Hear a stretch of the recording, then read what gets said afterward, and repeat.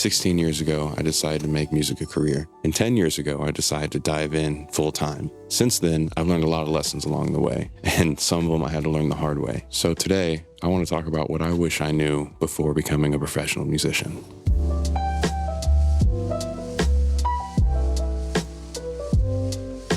Hey guys, I'm Josh. And I'm a relatively new face around here on Recording Studio Loser. The keen-eyed among you might recognize me from a few of the past videos, or if you're really into what we do, then you might know me from Phantom Power Hour. That's the podcast that I co-host with Jeremy. That's not even a lie. Now, Jeremy's a wizard in the studio, and he's posted a bunch of videos about things that he wished he knew before starting up a studio, lessons that he's learned along the way, and a whole bunch of tips and tricks to help you guys out in that realm. But he asked me to come in and talk about something that he doesn't have the same perspective on, and that is, what's it like to be a professional musician as a player? And what are some things that I wish I knew before taking that dive? Well, one of the first things that comes to my mind is you have to act like it's your job, because it is. Being a professional musician is extremely entrepreneurial, and I didn't understand that going into it. I just thought that I have to get good at playing my instrument, which is primarily bass, and eventually I can start making money off of it, and then maybe I won't have to have a real job anymore. But being a musician is one heck of a real job, and it takes a lot of time and dedication to fully understand the whole scope of what it is that we need to do to make a living out of it. Act like it's your job. If you have a day job, can you just call in any day that you don't feel like showing up? You can at first, but eventually you're going to get fired by your boss. Well, as a musician, who's your boss? Sometimes it's the band leader. Sometimes it is a particular label that you work for, or it's somebody that's hired you out if you're a freelance musician. But at the end of the day, it's you. You're your own boss. And so you have to act like that, and you have to impose these expectations on yourself, and you have to live up to them. One of the aspects of holding expectations for yourself is showing up prepared, doing the homework for real though. And I know that it sounds easy, and I know that it sounds very surface level, but there have been numerous times where I show up to a gig and somebody else in the band only kind of knows the music, or they think that the rehearsal is for them to learn the music. Brother, But that's not how it works. And the more you can put in the time and effort ahead of time and show up, not only ready to do your part, but understanding enough about what's going on to help others do their part even more effectively, that's going to get you a leg up. That's going to get you called back. That's what you need when you're trying to especially start your career as a musician. You need to make enough of an impact on those around you that they remember who you are. And that doesn't always mean this guy over here, he could play the guitar real good, or this guy can play bass really nice. Sometimes it's the hang factor. And I know that you hear people say that all the time. If you've watched any other videos on the internet about what to do to make a living out of music, 90% of the time, somebody's going to talk about the hang factor. And that's because it's important. I've gotten so many breaks along the way because I built a relationship with the person. And that's what it's about. Can I have an enjoyable time with this person, the day in the studio or the 3 weeks on tour, whatever the case may be, even if it's only 4 hours in a rehearsal? You want to enjoy who you're with. You want them to enjoy being with you. And that doesn't mean being fake or pretending that you're somebody you're not, but understand that building these relationships is what builds your career. And part of building those relationships comes to how can you communicate with those people. Communicating in a band environment is extremely important. And I've seen tensions skyrocket just because somebody wasn't able to explain their thoughts correctly. And what I mean by that is understanding theory isn't a gateway to magically making your music better. You can apply it in different ways. You can understand things at a deeper level, but I'm not here telling you go learn theory or else your music is bad. But what I'm saying is if you are in a rehearsal, especially with people you don't know, and you're trying to communicate to them a change that you want, or they're trying to communicate to you a change that they want you to do, if you don't know what they're saying, it's going to make that process pretty tedious. My point is, the more that you can explain things and understand things in different ways, it's going to improve your hang factor. It's going to improve your ability to communicate with those around you, which is going to improve your chance and likelihood of getting hired. Another really important lesson that I've learned along the way is something that I had a notion of before becoming a full-time musician, but I encountered a few situations that made me fully understand it. And that's the idea of making wise purchasing decisions with your gear. Sometimes that means thinking about the resale value, but more often than not, for me, it means thinking about my durability and how much can I trust that when I pull my bass out of the bag or when I set my pedal board up or turn my amp on, things are just going to work the way that they should. Now, the bottom line is you should be making music with whatever you have right now. I'm not trying to tell you how to spend money or how not to spend money, but I will encourage you to not settle. Don't go buy what you can afford today if it means you're sacrificing durability, consistency, or just outright not getting exactly what it is that you want because you don't have the cash in your pocket right now. Do a few more gigs, wait a few more weeks. If you have the day job still, wait a couple more paychecks. Get what it is that you actually want and what it is that you know is going to perform as best as possible, as consistently as possible. Speaking of wise purchasing decisions and high quality gear, let's talk about today's sponsor, Sweetwater. Sweetwater was kind enough to send over this Gator-based transit bag, and I've been using it for about a month now. For me, it has all the features that I want in a gig bag. It's got pockets because I like to be as over-prepared as possible. It has the backpack straps that help me get my load in one trip. And for me, best of all, it has one of the slimmest footprints that I could ask for in a bag, which helps me a lot when I'm trying to play musical Tetris, fitting all the gear in the band. Now, it's not a hard case that's going to be optimal for big tours where you don't know who's loading the gear in and out, and it could be under a lot of pressure in the van or in a trailer. But during the season, for me right now, it's perfect because a lot of my gigs I'm taking myself to, and I'm not doing a whole lot of long tours right now. And I actually have to get ready for a gig later this evening, so why don't we do a quick bonus tip and walk through some of the stuff that I carry in my gig bag as essentials. Starting in the small pocket, got my pick case that also contains my earplugs, and it has my 1/4 inch to 1/8 inch adapter. Why do I keep one of these? Mostly because they always go missing and you never know when you're going to need one. Extra 9-volt batteries. The bass that I consistently use as a workhorse is an active bass, and I have had too many cases where I'm on stage and a bass starts to whine and I know it's time to replace the battery. And I've got my pins for taking notes at rehearsals, making changes to charts, any of those kind of things.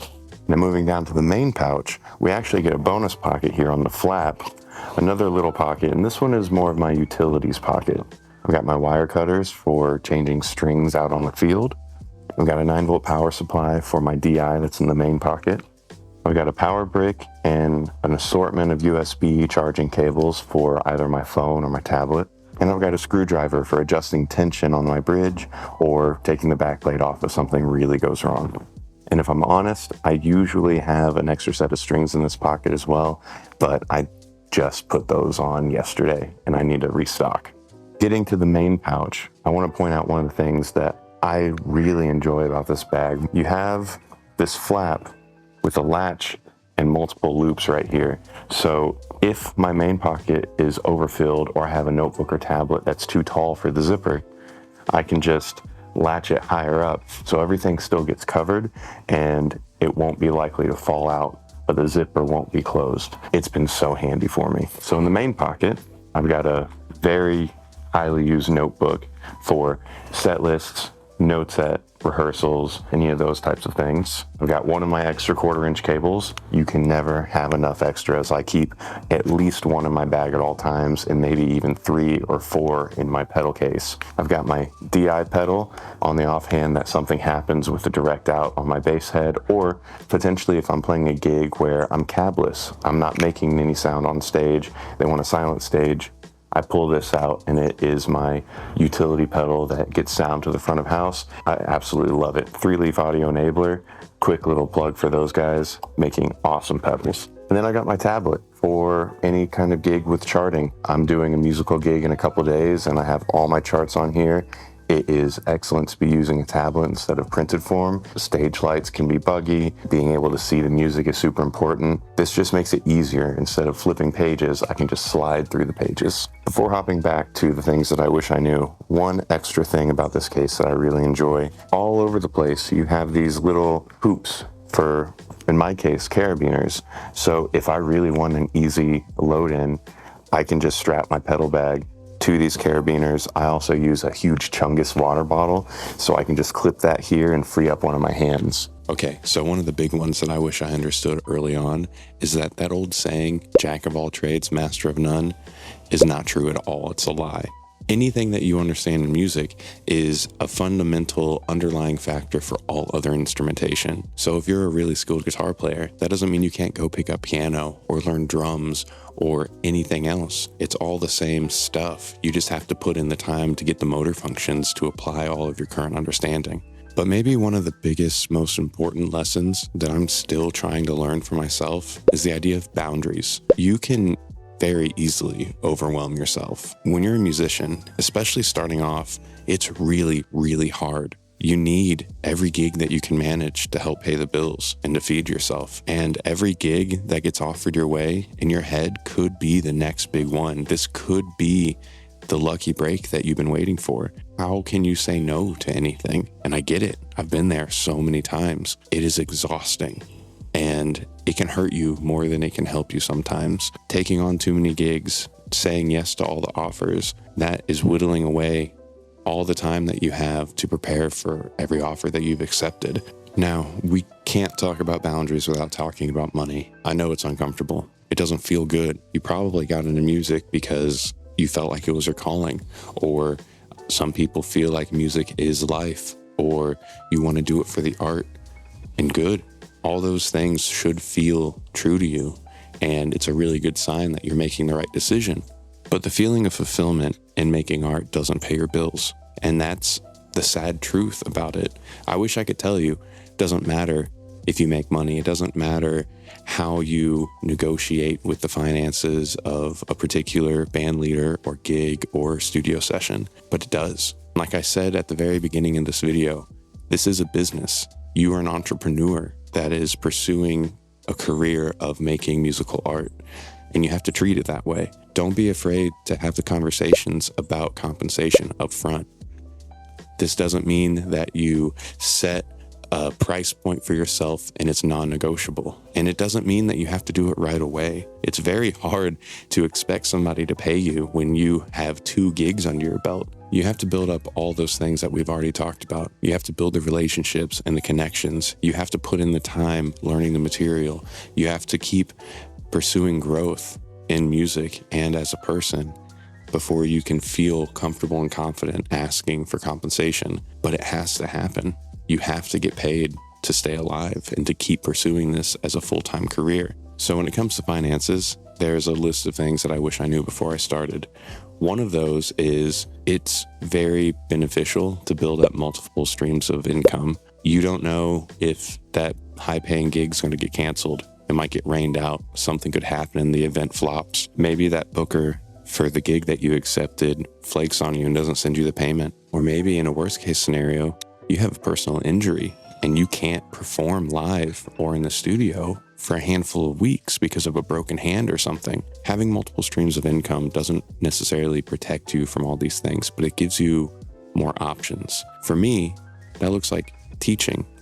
That looks like studio work, not only as a player, but also producing. There is a vast world of jobs out there that pertain to music. Performing doesn't have to be the one and only thing that you do. Passion projects are extremely valuable. They help you release some of this pent-up creativity or energy, just emotional stress of the job that music has become. So have a passion project. Use it as your getaway when you start to feel like you're in a rut. Diversify what you do within music. And honestly, there's so many different avenues of diversification within music that we just don't have time for today. But if you want a video dedicated to something like that, let us know in the comments. I've got one more lesson that I wish I learned, and I'm sure that there's a lot of others that I hadn't thought about. There may even be a part 2 to this video coming up as I sit and stew and ponder a little bit longer. But what I want to leave you with is a lesson that I learn again and again, over and over. You should always feel like you're good enough, but realize that you can't stop growing. You should always be pushing yourself to grow musically. Feel confident in saying yes to the gigs and offers that you're a little bit unsure about. Feel confident knowing that you can rise up to the occasion, and understand at the same time Music is a never-ending journey. There's no ceiling. It is just nonstop, constant growth that only stops when you make it stop. Act like it's your job. Do your homework. Set boundaries. Don't be afraid to talk about money. Invest wisely in your gear and understand the financial side of things as best as you can, because you're an entrepreneur when you decide to do music full time. But with all that, I think that's it. I'll see you next time.